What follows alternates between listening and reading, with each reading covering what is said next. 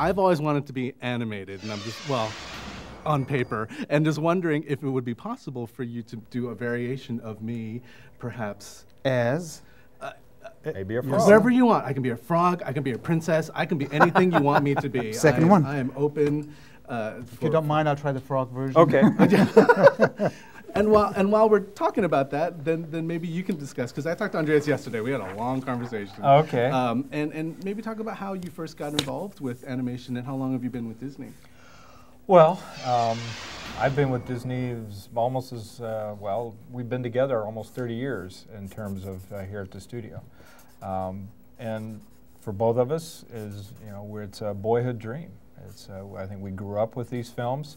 Andreas grew up in Germany. I grew up in Ohio.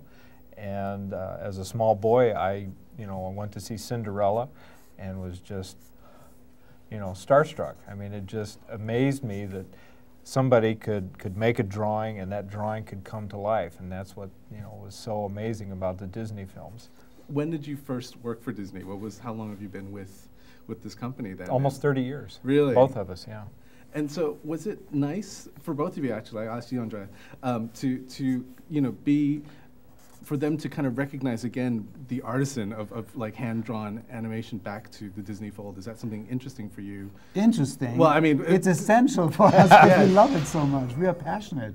We're absolutely passionate about this art form because we grew up with those films, and then wanting to do this and wanting to work for Walt Disney, and then we finally got here in 1980, a long time ago, and we're part of some of the classic films like Little Mermaid and Lion King and some of the others. And to see it sort of come to an end for a while was sad. It really was.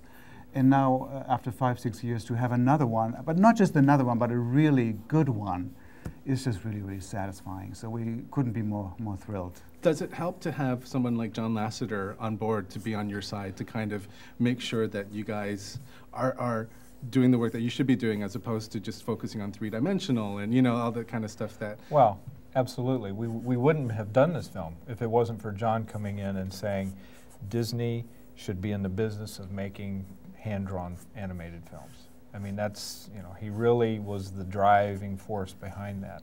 And so, and then once we got that going, yeah, he was our biggest cheerleader there, working hard to get the story right, coming to dailies occasionally to check out the animation, giving his input there. So he's absolutely, was nice having a creative lead who's an artist. He talks the same language. He understands, what we're all about, and we know where he's coming from, because when he started in this business, we all started within a few years of each other. And so we know he grew up in the Disney school and the Disney tradition, and that's what he took when he went to Pixar.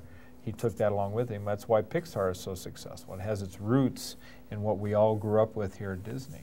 And so, Andreas, then, to be able to have John Lasseter here, what has he changed about is it different from the Disney that you kind of started with, and did it improve? And can talk about this new version of...